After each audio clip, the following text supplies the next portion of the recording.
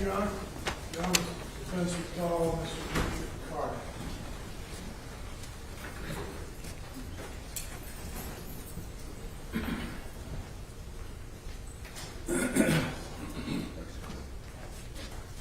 Do you swear or affirm the testimony you give in this case is the truth, the whole truth, and nothing but the truth, so help you God? I do. Thank you. Please have a seat in the witness stand and state your full name for the record.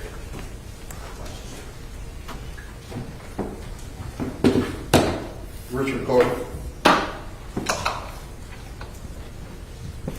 Thank you, Mr. Carter. You've come a pretty good distance today for us, and I appreciate that. You are actually investigator Carter, is that correct?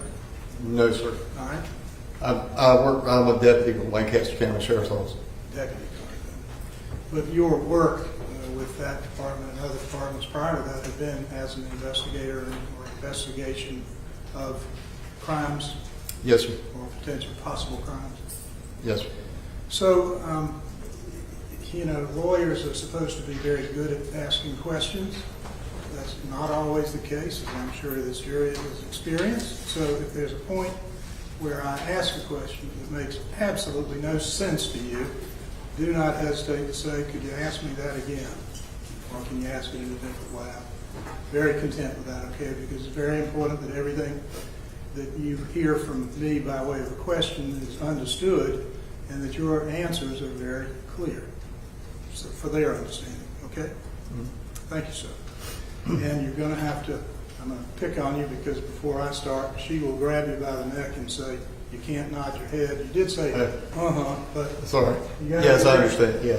You got to be very careful about that because you testified before Yes, sir. probably dozens of times, so it's an easy habit to lapse into.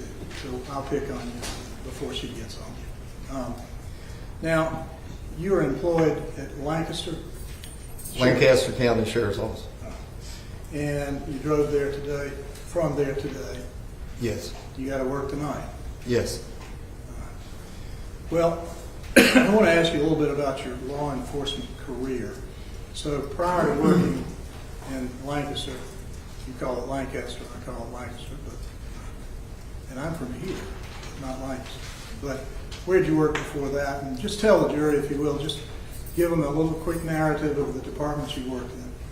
I'm on year 30.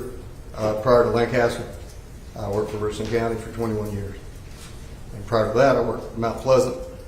I started my career in North Carolina, Carolina Beach PD. I can't imagine why you left the beach, but okay. You came inland, and prior to all of those 3 stops with those departments, you went to the Criminal Justice Academy, Yes, sir. got trained there. You worked out of state with law enforcement? So And you worked with the department out of state? I worked in North Carolina, with Carolina Beach Police Department. That's where I started. All right, Carolina, I got you. All right, sir. So you were trained at the academy, and at the academy you took courses and were trained on things like crime scene investigation, Yes, sir. witness interviewing, Yes, sir. things that you do when you go to a possible crime scene, the kind of a list of things to do as, Yes, sir. as an officer on the scene. Yes, sir. And just for a moment, I want to dwell there and ask you, the things you do when you arrive at a crime scene, is there a priority or how you approach it, how you were trained to approach a crime scene? Yes, sir. All right, can you tell them about that? As an initial responding officer, first is provide aid to the victim or injured. Then it's to secure the crime scene, preservation of the evidence, and to determine witnesses or individuals that may be present who have information regarding what occurred. All right. And in terms of identifying witnesses, is it important to talk with the witnesses, interview them, get information from them? Yes, sir. And is there a preference in law enforcement and in your training about how soon you interview people to get information from them? Yes, sir. And what's that preference? I mean, when you're initially on the arrival on the scene, if people have information, it's important to identify who they are and what it is that they have seen or have not seen. Is it important to do that sooner or later if you got the manpower to do it? Soon. Why is that? Because the individuals that may be there may not be there when you get to them. Might wander off? Correct. Are there other reasons that make it important to interview them? First, do you interview them, you get a group of witnesses together and interview them together, or what do you do? No, I'll interview them separately. Why do you do that? So their stories aren't tainted or they don't, what's the word, influence Someone else's story. You want them to be their own. Okay. So you're going to try to separate the witnesses and talk to them as soon as you can to get their freshest recollection. Correct. And in the old days, before body cameras, did you have a notepad? Have to take notes? Yes, sir, I did. In the incident that we're going to talk about, May 28th of 2023, you didn't need a notepad, did you? No, sir. And that's because you were equipped with body cameras? Yes, sir. Or you were equipped with one, but virtually all of the officers on the scene had body cameras as far as you know. Yes, sir. And so,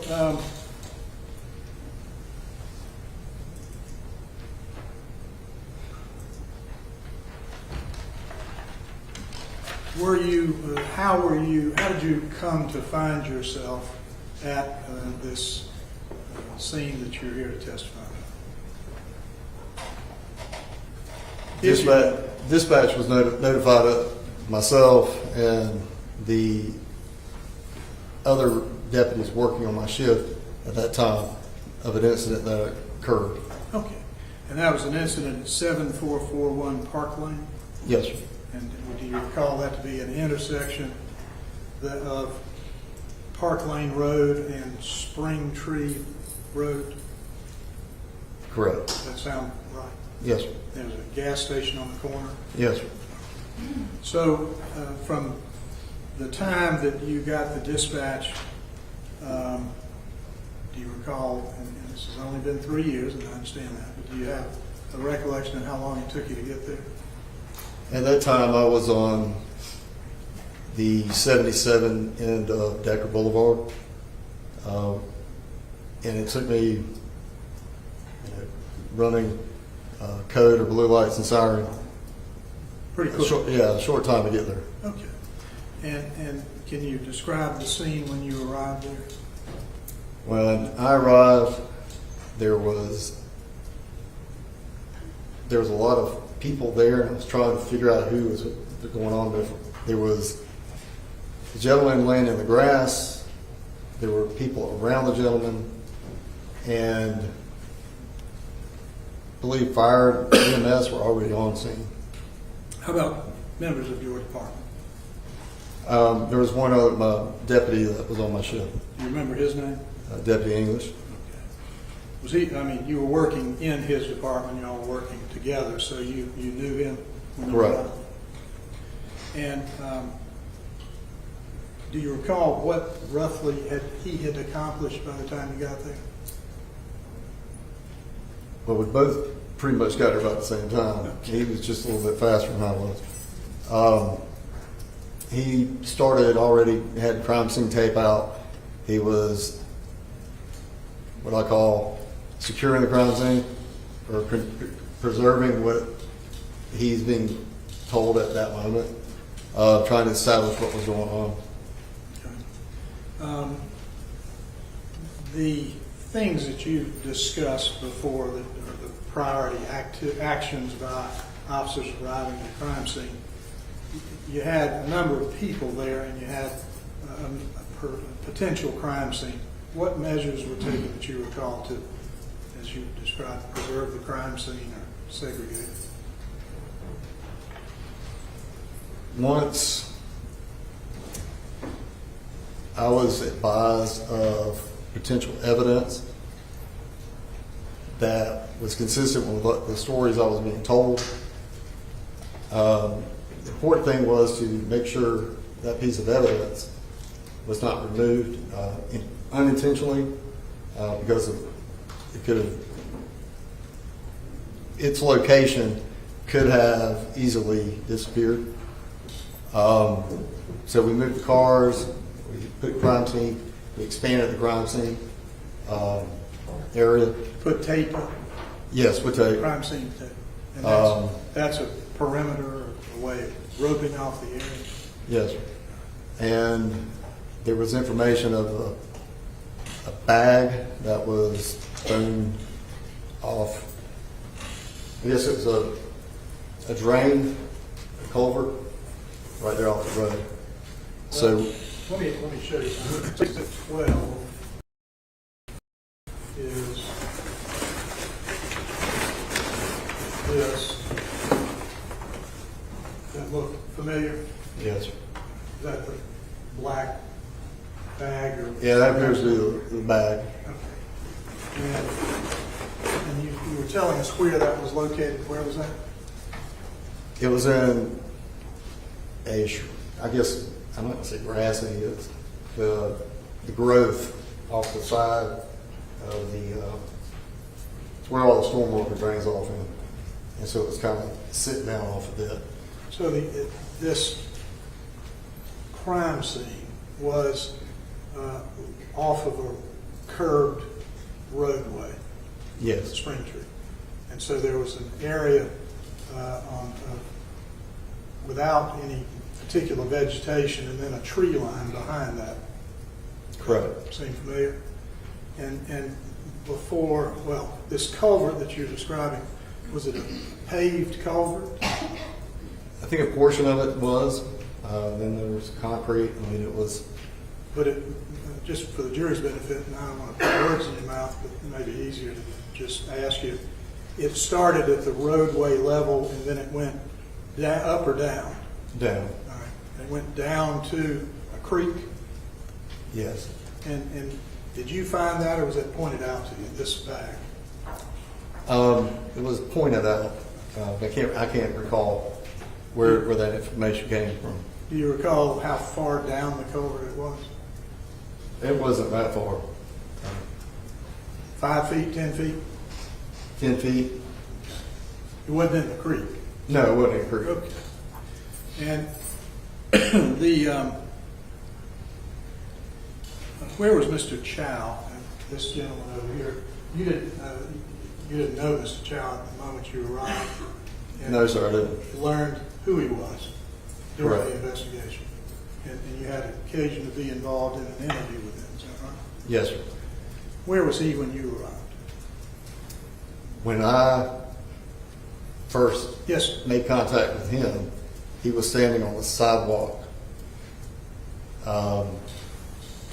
right above where the piece of evidence was. and during the time you were there, did you have interaction with a young man named Andy Chow? I did.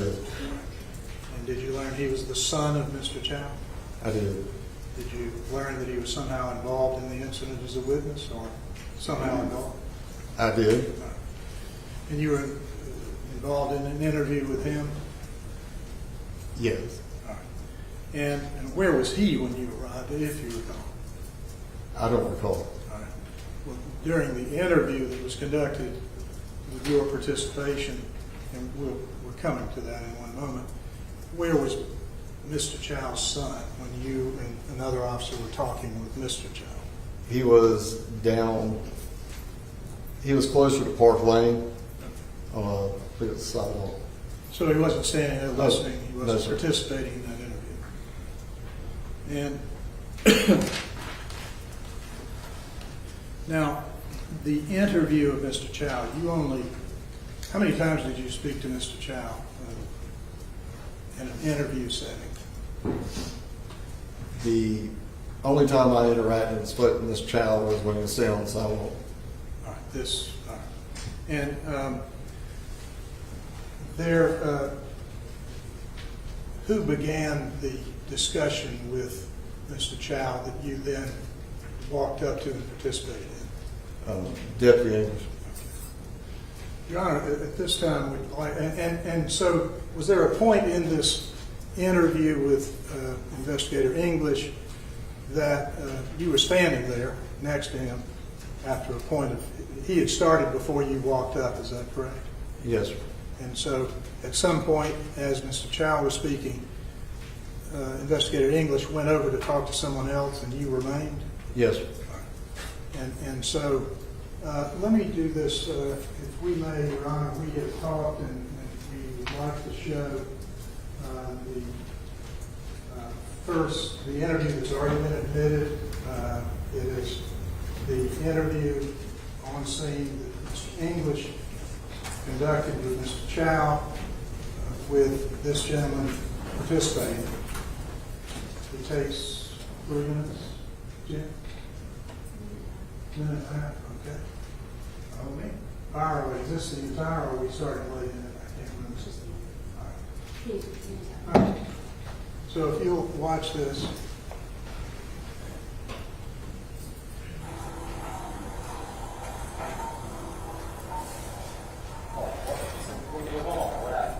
You want my statement now? That's involved. I can tell you what happened.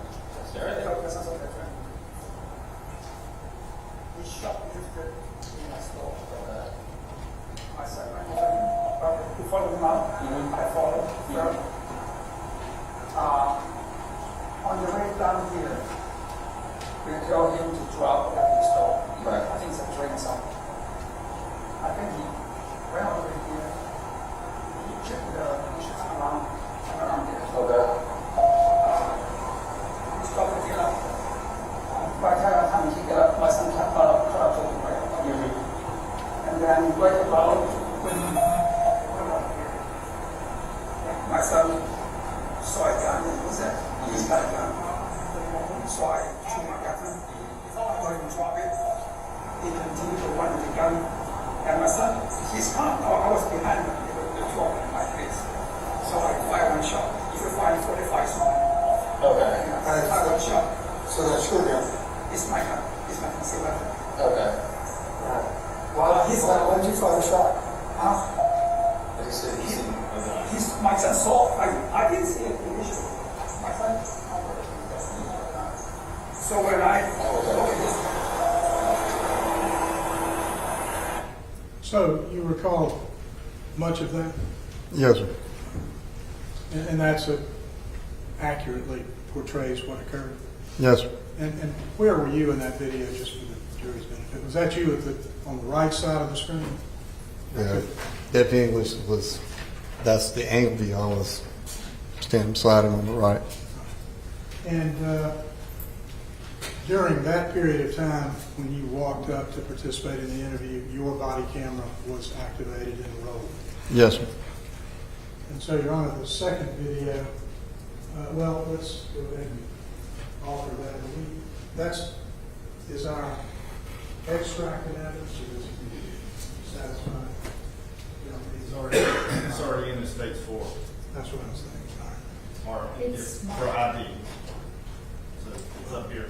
Your Honor, I would offer then, it's been authenticated twice. And, Any objection? Hang on. All right, Investigator Carter's body cam footage will be admitted as defendant's floor without objection.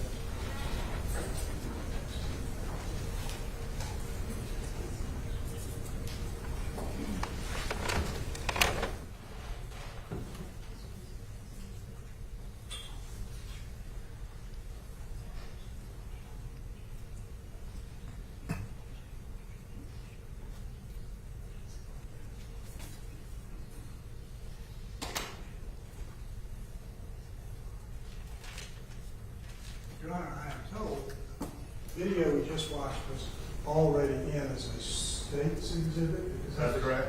Okay, maybe I misunderstood. What we now, like, you have seen your body camera footage outside the courtroom this morning, or today. Yes, sir. And so you authenticated it to me, and I discussed with the solicitor's office that this is his body camera footage. And is it correct, investigator, that your body camera footage does not include a little bit of what we just saw, but it picks up in the middle of it and continues until the end of your interview with, or your interview of Yes. Mr. Chow? Yes, sir. All right, just so nobody's confused about what we're watching. So is it correct that what we're watching are two overlapping videos, two body camera videos, one of English, yours is the second one, of one continuous process of discussion with Mr. Chow. Is that correct? Yes, sir. But English departed at some point, and that's when you step up. So let's see that, Your Honor. Let me, just before, we did talk about it, Sean. I just noted this is almost a 4-minute video. Are we playing the entire 4 minutes? Nope. That was not my understanding. No, I think we're playing only, I don't know how long it goes, but we're playing only so much of the this body cam footage that is his interview of Mr. Chow. And I think that goes 4 minutes. Well, what will be admitted into evidence then? Is my question, Your Honor. Well, Your Honor, we'll stop it and redact it, but I thought we had done that. What? It's all his interview? Yes. Well, Your Honor, apparently this body camera footage of your interview with this gentleman is 4 minutes. I'll stand ready as long as they can pause it. Yeah. Maybe just, I'm sorry, I hate it. Maybe just approach it really quickly, Your Honor. Sure.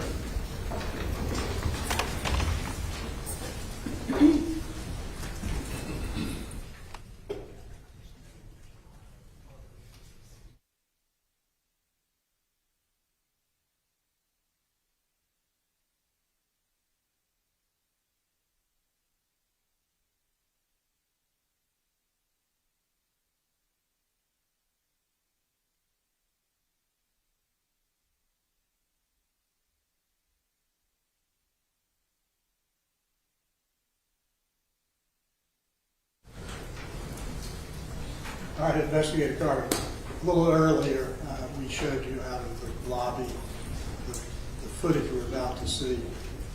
And it's only, all we're offering is your interview, your body camera footage of the balance of the interview with Mr. Chow. That's what you watched outside, right? Yes, sir. If we can begin.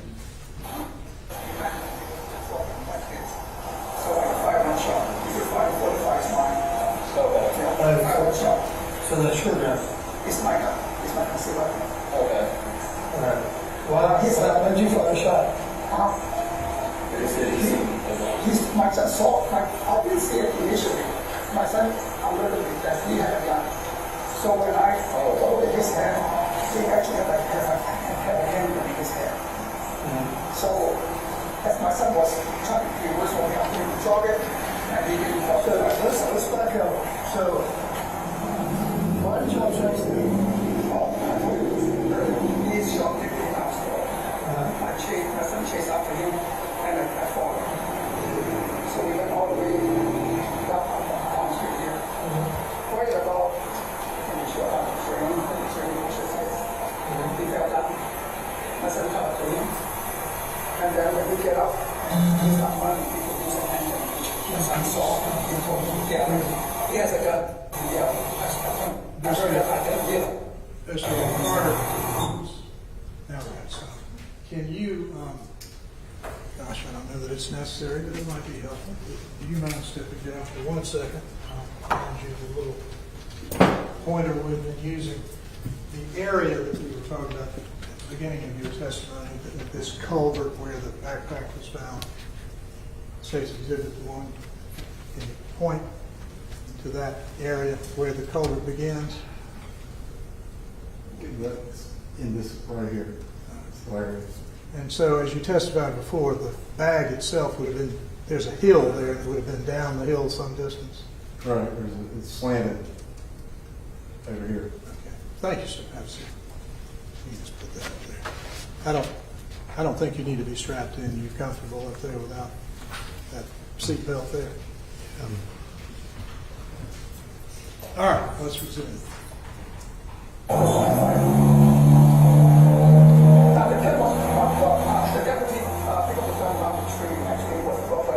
boss. What gun? What does your gun look like?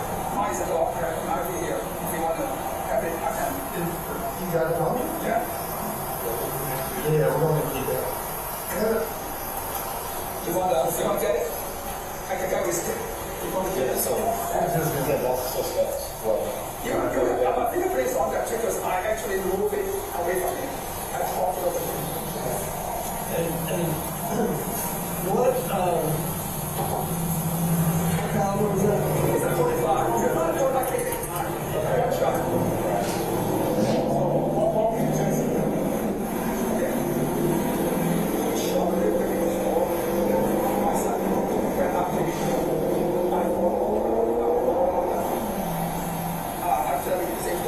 We went down the street. On the way, I became the doctor. I don't even know why I didn't. And he should focus somewhere around, I guess, the drain bushes over there. Yeah, I said, yeah, we got it. So when I watched, there's a police there. So, that's why I told you that. Not at me, I'm behind my son. I mean, the gun is facing him.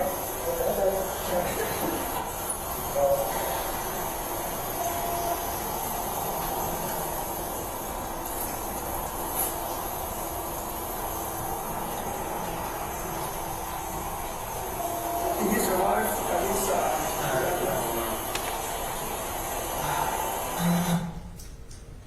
All right, Your Honor, this would be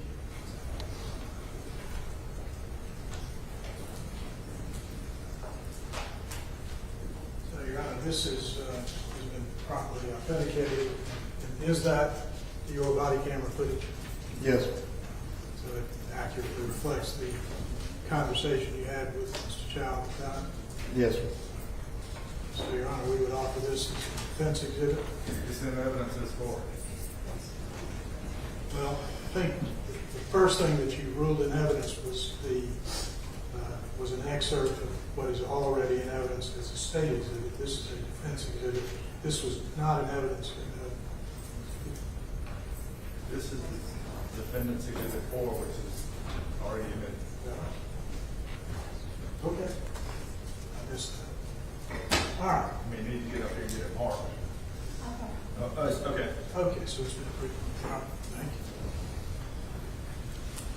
you. Now, subsequent to that interview with Mr. Chow, did you have occasion to interview Andy Chow? Yes, All right. And that is also captured on your body camera? yes, All right. And between the time that you interviewed and spoke with Mr. Chow and the time that you interviewed Andy Chow, which interview occurred first in time? the interview with Mr. Chow. And do you know what period of time later, how much time between the two interviews? I couldn't tell you specific. Did you notice they're talking with each other, getting together? I did not. And so you have viewed outside a few moments ago your interview of Andy Chow. Yes, sir. And did the interview on your body camera footage, that was your body camera footage, yes? Yes, sir. And was it accurate, complete, as far as you can tell? Yes, sir. Let me see that. And Your Honor, we intend to offer this. He's authenticated it. This is, I'm not sure where we are on defense exhibits 5. 7. That's why I went to law school. I'm not very good at numbers.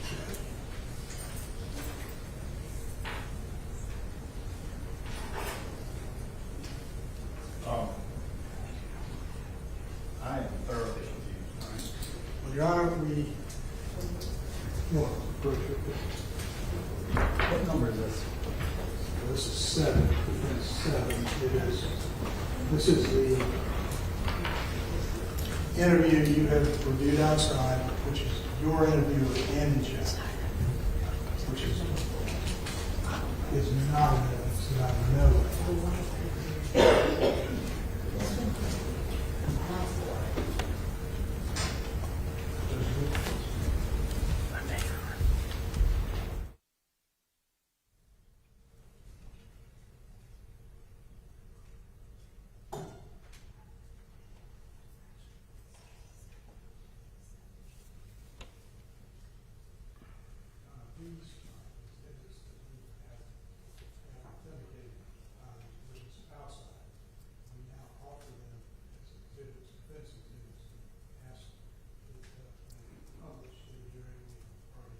republish that one, maybe out of order, but I would ask that this be admitted as his body camera footage authenticated by him, and I'll be allowed to have it marked, and I'll be allowed to now publish it. Exhibiting it. Any objection, Mr. Scott? Just to be clear, what number is this one, Matt? That's where I'm confused. Yes. Number I thought we went 5. That's what I Someone thought. up there said 7. how many? No, just that church down there. We're on number 7.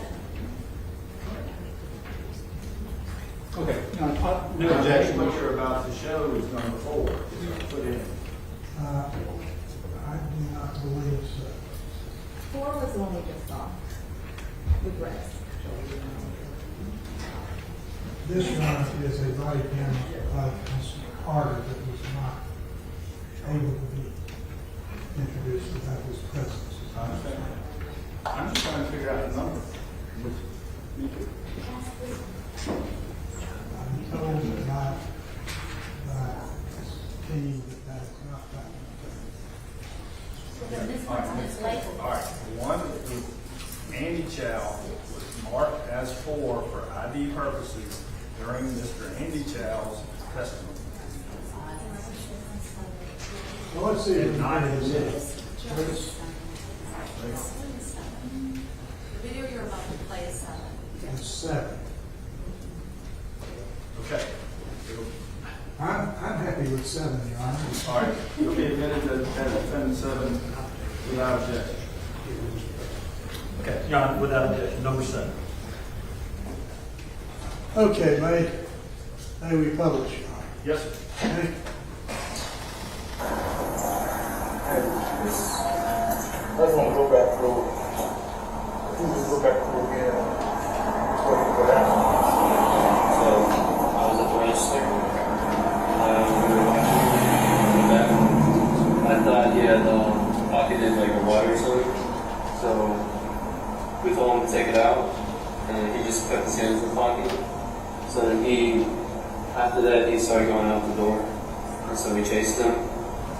He threw his stuff out at that corner right there, and he was running back down this way.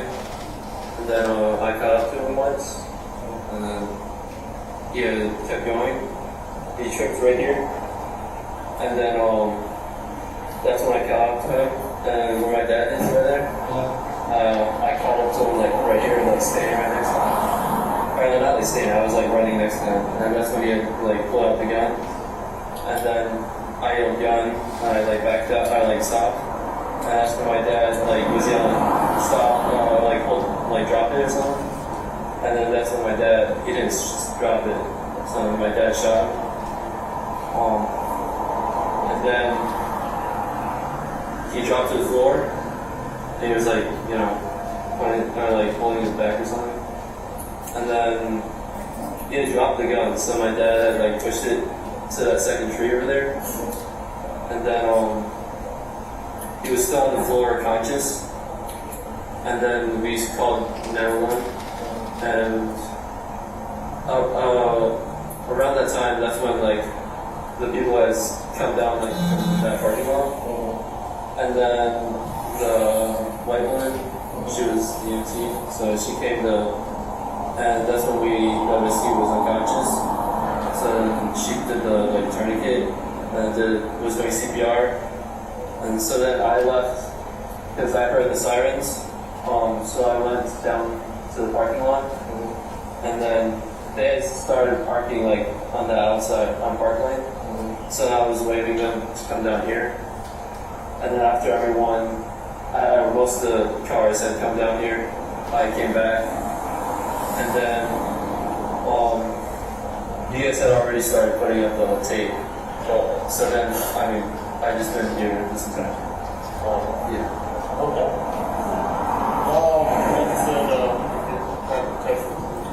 Like I said, some more formal statement of what happened. You check with the sergeant, and then, All right. And so, other than you, when you left the scene that evening, you had no further involvement in this investigation, is that correct? That is correct. Thank you, sir. Thank you. Anything on cross-examination? No, sir. All right, sir. You can step down. Thank you for being here.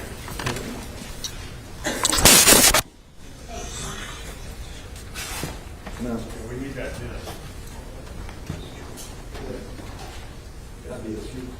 I think so. Yes, Your Honor. Thank you, sir. All right. Thank you. Investigator Clark.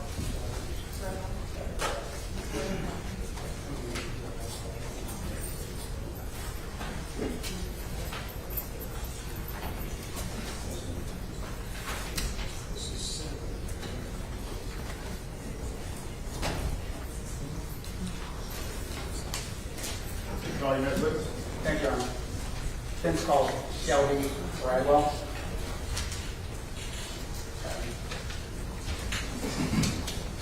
She's walking in.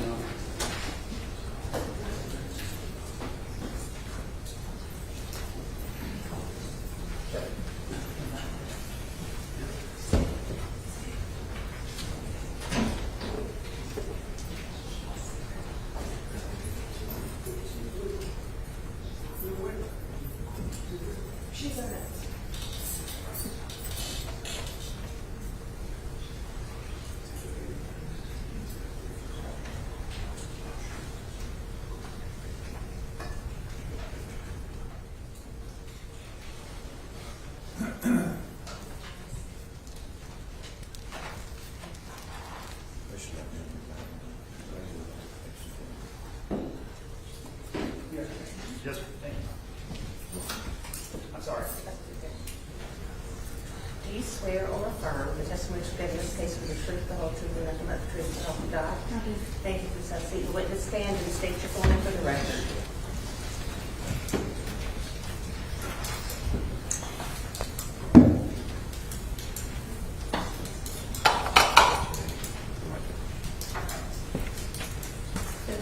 Shelby Bradwell.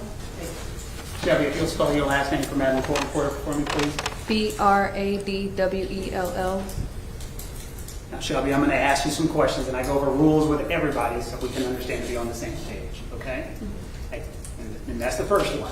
Madam Court Reporter is taking down every word that you're saying, so she cannot take things like mm-hmm and head shakes. Can we make sure we can speak loud and affirmatively so she can get down every word? Yes, Is that sir. fair? Number two, and that's the second one. She can't take when we talk over one another. So if you'll allow me to finish my question, I'll give you plenty of opportunity to answer the question. Is that fair? Yes, sir. And at some point in time, and she will tell you also, I've been known to speak way too fast, and sometimes it's hard to understand my question. So if you don't understand it or don't ask understanding questions from anybody else, if you'll ask them to repeat, they'll repeat their question. Is that fair? Yes, sir. Okay. Shelby, first of all, if you'll let this jury know who are you, where are you from, a little bit of your background. Just let them know who Shelby is. I'm Shelby Bradwell. I'm originally from here. I am a deputy sheriff for Fairfield County. And before that, what did you do? Before becoming a deputy sheriff, I was an EMS student and I did security for a hospital. And you were here under subpoena, is that correct? That's correct. Ever testified under oath before? No. So we'll do this together. Take your time and breathe, and we'll get through it. It won't take very long. Shelby, we have seen you on some of the body cam footages. Will you tell the jury about what you did, and you know what case we're here. So if you'll let the jury know, what did you do about the case that we're talking about today? What was your role? So basically that day, I was a civilian and I stopped and provided CPR to Cyrus. Whenever I pulled up on scene, I noticed that there were 3 individuals. I pulled in the parking lot of an apartment complex right over there. I ran to where those 3 individuals were. I asked if help was needed. They stated yes. Let me slow you down real quick. Using words like pronouns like they and so forth. Do you know who they were who asked that they needed help? I asked Rick Chow and his son. Did you know them before this? No. Were y'all personal friends or anything of that nature? No, sir. And so I got your testimony. You were just happened to be driving by. Yes, sir. And again, when you were driving by, what did you see? I seen 3 individuals on the ground to my left. Okay, and then that's when you stopped your vehicle. That's correct. And now let's go from there. And so what happened at that point in time? Whenever I went over there, I asked Rick Chow and his son if they needed help. They stated yes. I then told them that I was the EMS student. Rick Chow's son, he moved out the way so I can get on the left side of Cyrus. I then checked for a pulse. I didn't feel a pulse. So I started doing chest compressions. And then as I was doing chest compressions, Rick Chow was doing mouth to mouth. And this is something you were watching yourself, like the two of you were there. correct. Was anyone else around the area while you were doing this that you saw? I don't really remember. I was just focused like on Cyrus at the moment. Okay, so go on. As I was doing chest compressions, he was doing mouth to mouth. He was sucking the vomit out of Cyrus's mouth, and he was spitting it to the side of him. Hold up. Let me go through that again with you. What do you mean he was sucking the vomit out of the young man's mouth? Cyrus had vomit in his mouth and Yes. his airway, and he bent down and put his mouth over Cyrus's and was getting the throat out. As he was doing the mouth resuscitation? Yes. Have you ever seen anyone do anything like that before? No, sir. Did this just happen one time? No, he did it multiple times as I was compressing. You ever seen anything like that? No, sir. Was he, from your impression, trying to save the young man's life at this point in time? I think it's fair to say that. Okay. And what happened then as he was doing this on multiple occasions?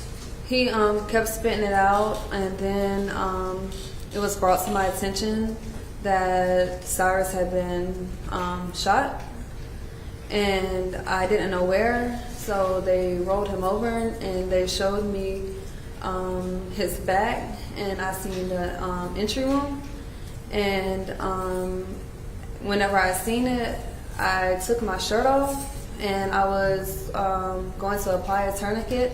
However, I then remembered that you can't apply a tourniquet to the abdomen area. So we just left my shirt be. We just left it up under him, rolled him back over, and I kept doing chest compressions. Okay. And did you see during this time Mr. Chow having a conversation with his son or talking about getting their stories together or anything like that? No, sir. And so all you were able to witness is when you got there, Mr. Chow and his son there together, That's correct. and the older Chow was helping you perform mouth-to-mouth on the young man at the time. That's correct.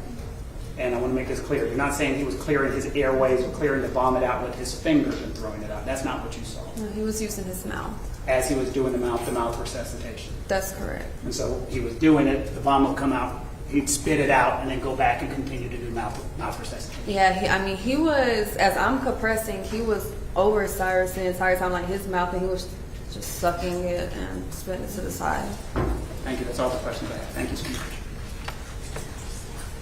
Anything on cross-examination?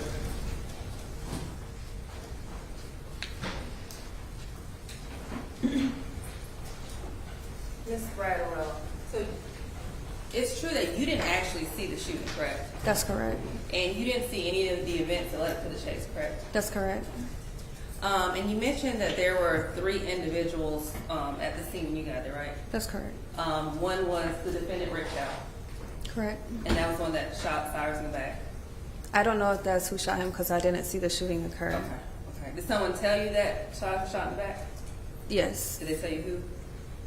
Did they tell me who shot Cyrus or that Cyrus was shot? Either one. Just object because of the hearsay nature of confrontation, who shot. Okay. And was one of the 3 individuals the kid Cyrus? Yes. Okay, one was Andy? Yes. Okay. So, did you talk to Andy on the scene? When I first arrived, Okay. whenever I was asking, do they need help and stuff. But other than that, I don't know who told me that he was shot. They was just like, he was shot, and like I said, my main focus was Cyrus at the moment, so I don't know which one of them told me that. Okay, so but you did talk to the younger Chow. That's correct. Okay. And was this when the little boy was still on the ground, laying on the ground? Yes. Okay. And had police arrived yet when you talked to Andy? No. Okay. When you talked to him before the police arrived, did he ever tell you that the victim pointed a gun at him? No. Did he ever tell you the victim pointed a gun at him minutes before that? No, ma'am. When they asked you to go help the little boy that was shot on the ground, did Andy ever tell you, be careful when you go over there because the kid just pointed a gun at me and tried to shoot me? No, ma'am. No further questions. Redirect? Just briefly. Very briefly. You weren't there as a police officer, correct? That's correct. Weren't investigating, That's correct. weren't interviewing anybody. That's correct. You were just there as actually a concerned citizen. Correct. Thank you so much. Thank you for your time, Shelby. Anything else? No, Your Honor. All right, step down, man. Thanks for being here.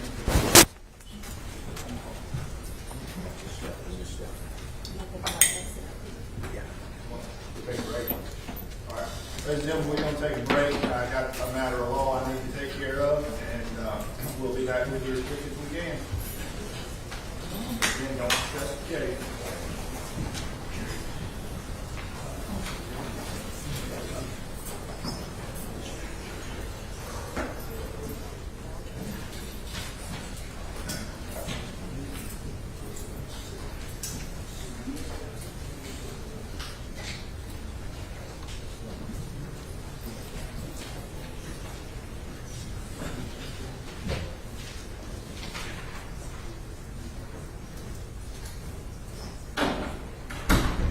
Okay, is Mr. Chow going to? Can I just confer with him a moment? Yeah.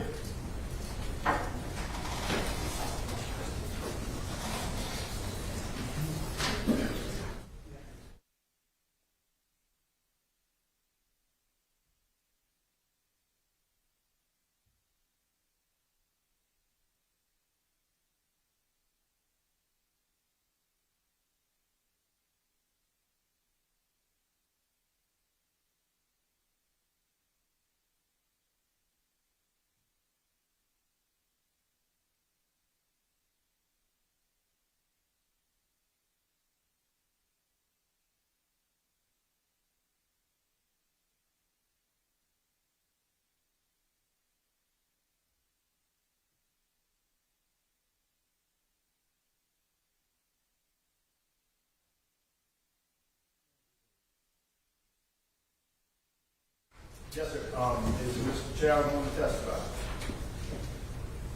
Are you planning to testify in your own defense, Mr. Chow? No, I don't. Okay, very good. All right, anything else from the defense? No, just other than what I discussed with you before. Okay. And so the defense rests?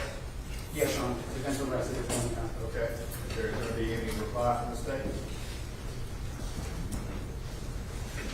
No, sir, I don't believe we have any reply. Okay, well, if there's nothing further, obviously not going to try to argue in charge today. Why don't I, if y'all have no objection, I'll just go back there and release the jury for today. You need the rest over there, that's right. No, I don't need the rest. The defense rests.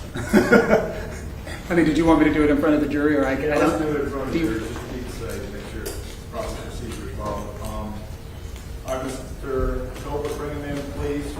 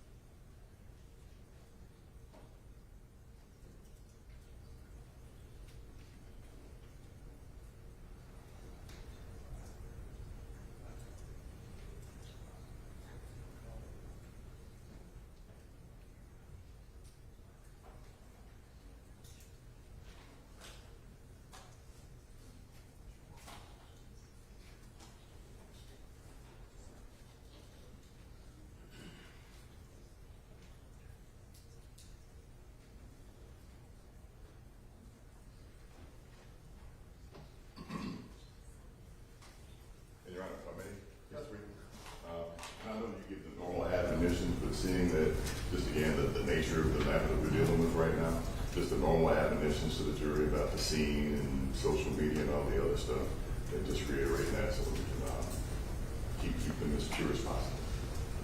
Okay. Thank you, Your Honor. I'll do that. Thank you.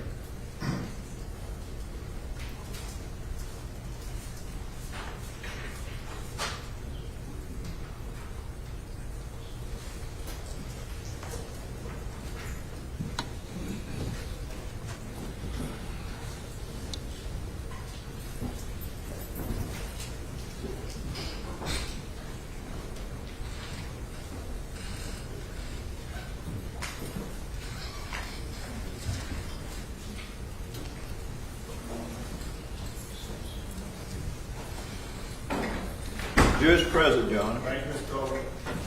Anything else from the defense?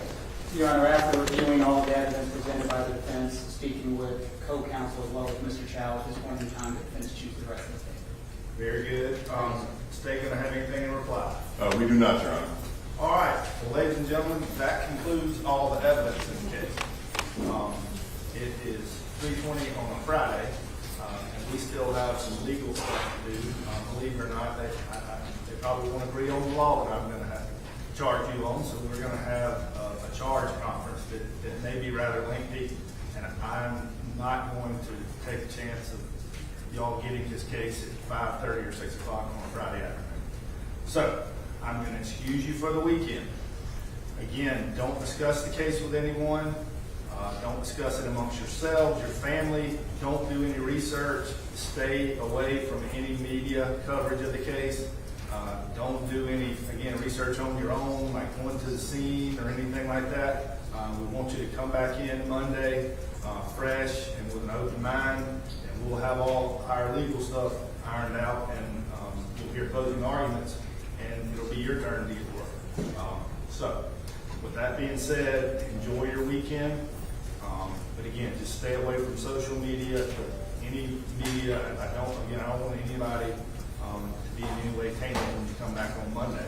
Also, nobody is entitled to get sick over the weekend. We can't afford to do any more. Just kidding. But anything else from the defense? Nothing on behalf of Mr. Chow. Solicitor? Nothing on the stage, Your Honor. All right, y'all have a good weekend, and we will see you Monday morning at 9:30.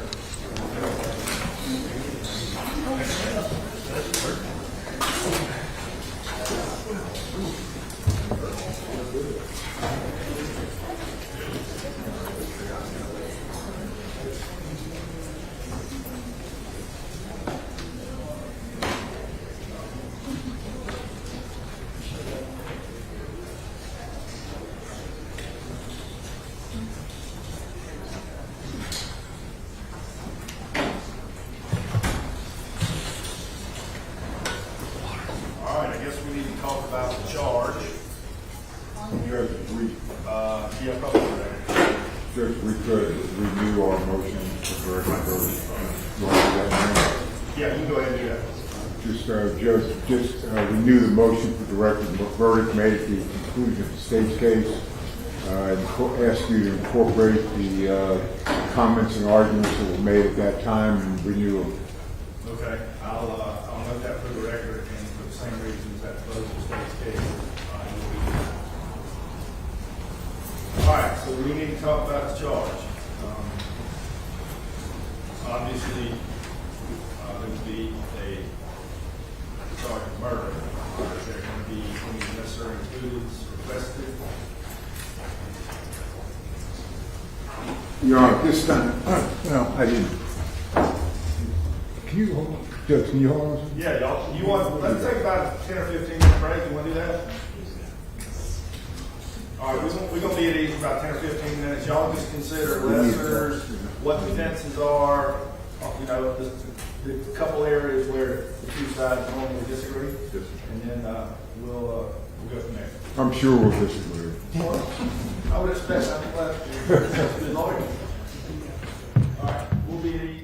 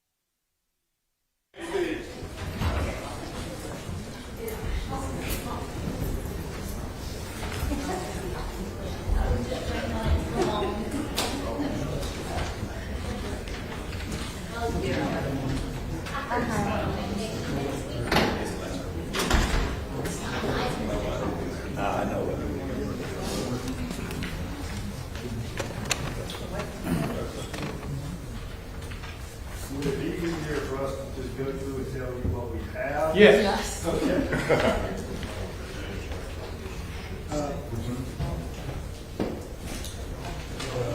No.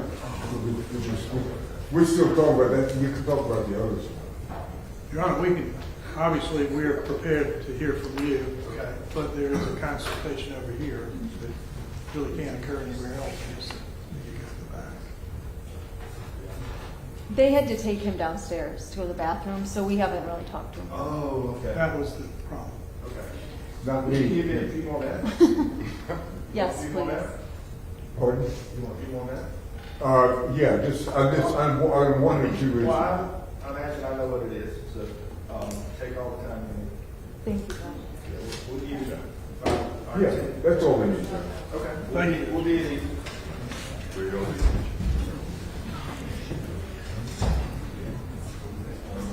Just, can his wife come over here? Okay.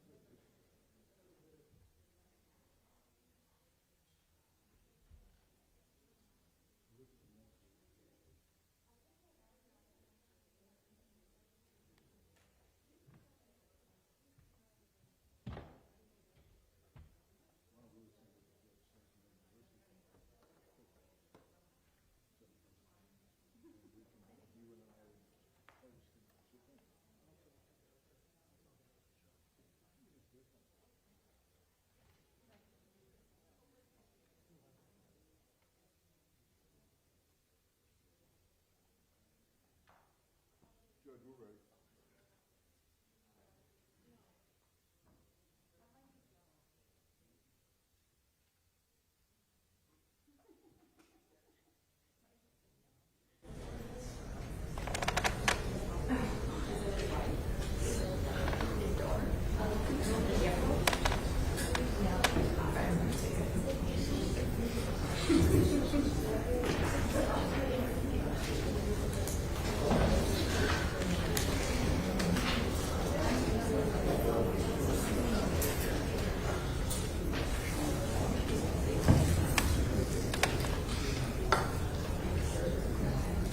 All right, I guess the principal issue would be whether or not any lesser included to the murder are charged. Judge, we're not asking for any less included offense, and this, we discussed that with Mr. Chow, and he's in agreement. You got to see Mr. Chow. Okay. Do you have any position on that? No, Your Honor. Okay.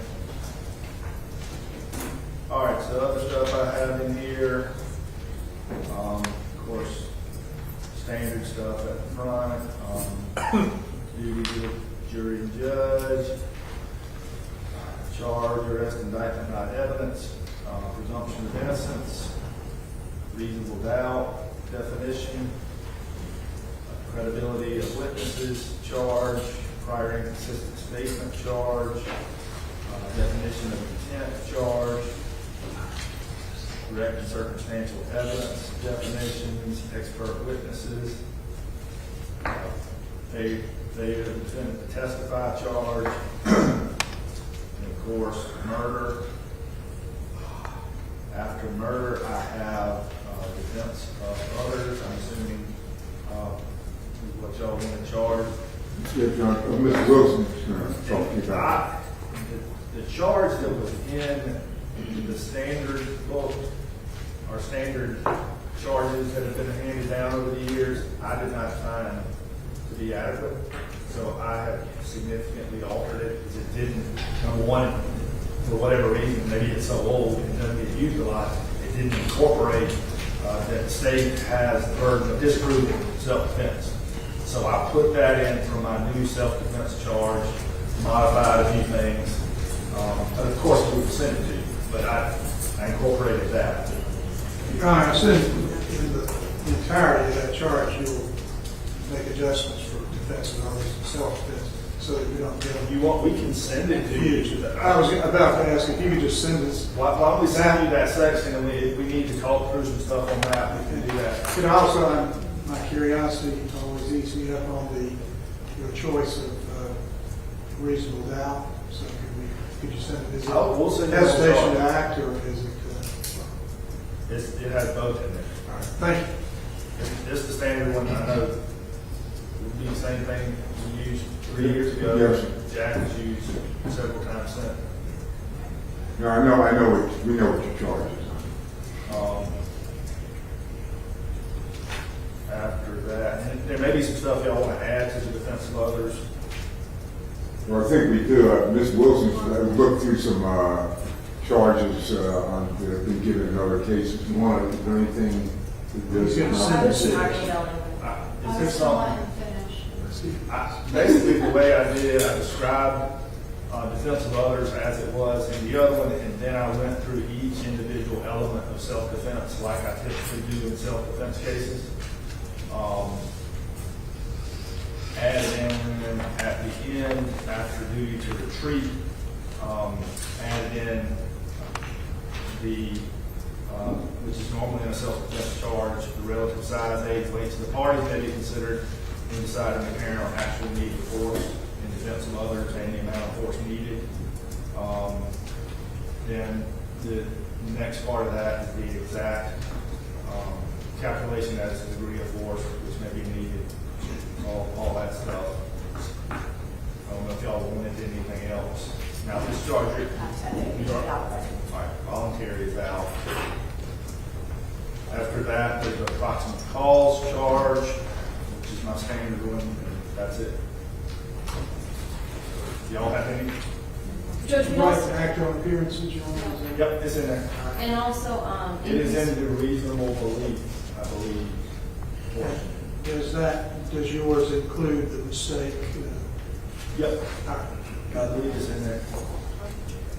Yep, y'all should have it by email now. All right, very good. also increase risk of harm in the duty to retrieve.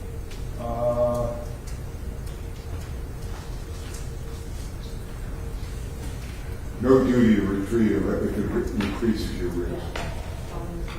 That's what, Mr. Wilson's talking about. Yeah, defendant had no duty to retreat if by doing so the danger to the person defendant of being killed or suffering serious bodily injury would increase. Okay, and we would ask for a sympathy charge. What charge? A verdict in this case cannot be based upon sympathy, passion, prejudice, or... It's in there, it's in everyone. Okay, thank you. It's in at the end. Anything special the state want? I found what you were talking about earlier, that person deemed offended had the right of self-defense, or for them to have the right of self-defense. It must be shown that the person deemed offended and the defendant were both without fault in bringing on. I have that in there. Okay, and I'm sorry, I don't have my email with me, but the only other one comes to mind, this is from Bixby, and I don't think it's typically a problem, but I don't know if your charge includes it. It stands for the proposition, the burden of the state is carried by disproving any one of the four elements beyond a reasonable doubt. That's out of Bixby, which is 388 SC 528. That's that capital case out of Abbeville. I think this is a total opinion, but we all know that to be the law. Sometimes it's argued differently, but that says that is a proper jury charge. Actually, it says a jury charge on the issue should state the state has the burden of disproving self-defense, and this burden is carried by disproving any one of the four elements by proof beyond reasonable doubt. Any objection to that? Judge, I want to read that case again. I do have some trouble about it, isolating that they have to only disprove one of the elements of self-defense. But I'd like to read that case I mean, again. well, that's definitely the law. Yeah, I just, it's a way to word it. And I'd just like to read the case again if it's all right. Okay. I didn't, and Jack, you were involved in that case, weren't you? I've got the It was my case? That's why I want to read it again.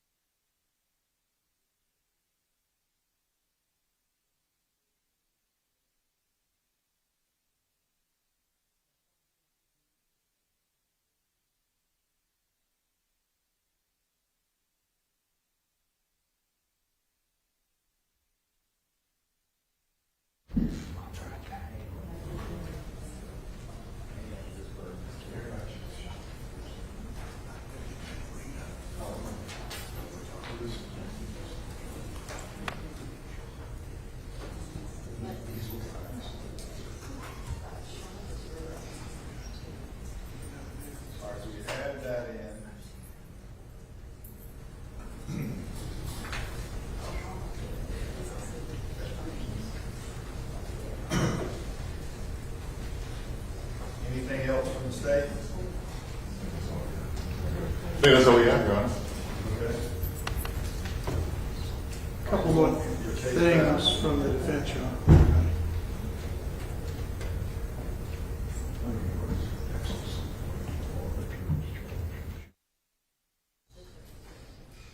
Yeah, go ahead. All right, Your Honor, two things. Under Nichols, there is, State versus Nichols, there's some language about the ability of the person confronted with harm to act. Maybe in your appearances charge, but since we haven't had a chance to read it, we don't know. So I would beg your indulgence to give us, not right now, but we will get an email off to Rebecca tomorrow. What's the language you're looking for? Well, it is language that the defendant does not have to wait for the victim to fire or aim, or even aim before acting in self-defense or defense of others in this kind of a situation. So we think that's the law. It sometimes appears. I have the sentence, the defendant does not have to wait until the victim inflicts harm on the person defending. All right, The defendant has the right to act under the law of self-defense, or should be. And that's in your appearances charge. All right, Your Honor, that would satisfy Prevent that. the victim from inflicting harm on the person defending. Thank you. Second and last, I think, is we are considering a request for an instruction under 16-13-140. And it's in the criminal code. It relates to what's called the shoplifter defense. Shopkeeper defense, I'm looking at that, and it shopkeeper. seems that, isn't that more of a civil defense? Like Your you're Honor? sued for detaining somebody? It says in a proceeding, and it affords a civil, an immunity in a civil case where one is sued for acting unreasonably. But we think it is applicable, perhaps.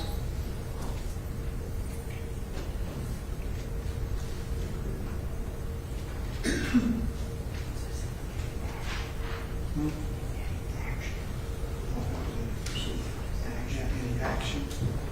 Says in an action brought by reason of having been delayed by a merchant or merchant's employees or agent on or near the premises of mercantile establishment for the purpose of investigation concerning ownership of the merchandise shall be exempt if the person is delayed in a reasonable manner, reasonable time, reasonable cause exists to believe the person delayed had committed the crime of shoplifting.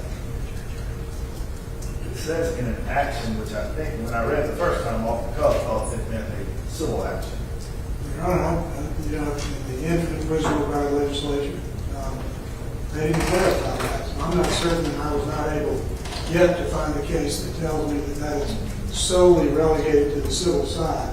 We would like your permission to consider it a little bit further, do a little more research, submit proposed charge over the weekend, hopefully tomorrow, and we can take it up very briefly on Monday. But it does relate, Your Honor, in a fashion to the circumstances here.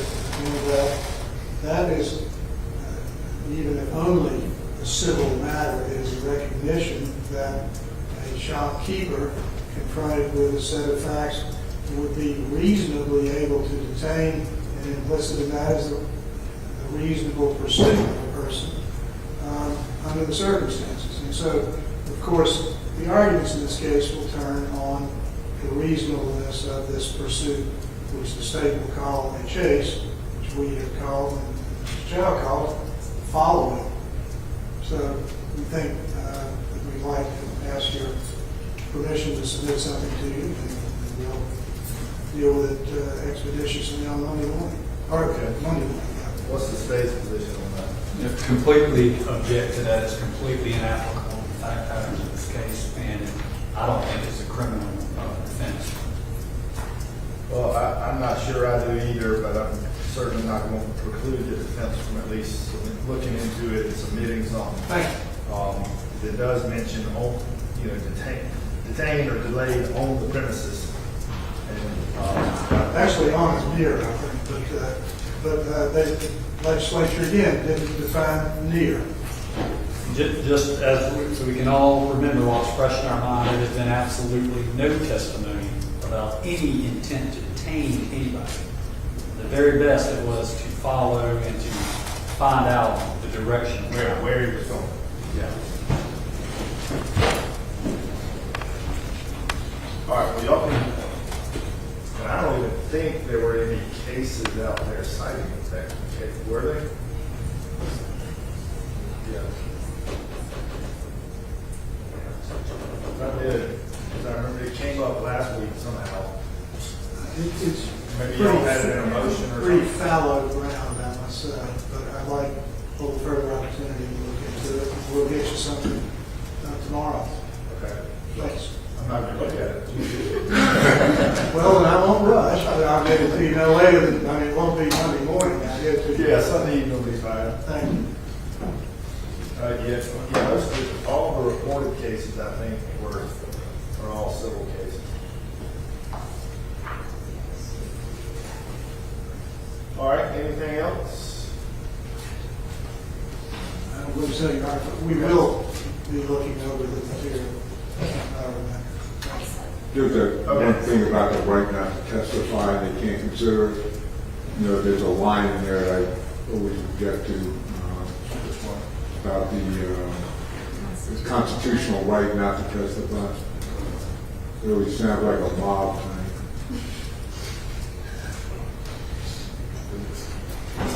I think they don't know.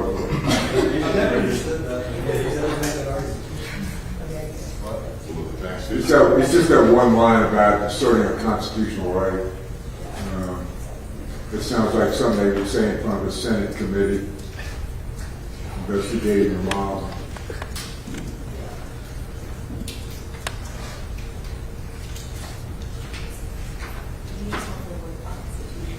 I think you took it out in the Harmon case. Yeah. I don't have any objection to It that. says, the sentence, the defendant has the constitutional right to remain silent, and the assertion of this right must not be considered by you in your deliberation. About the constitutional right to remain silent, that's what I object to.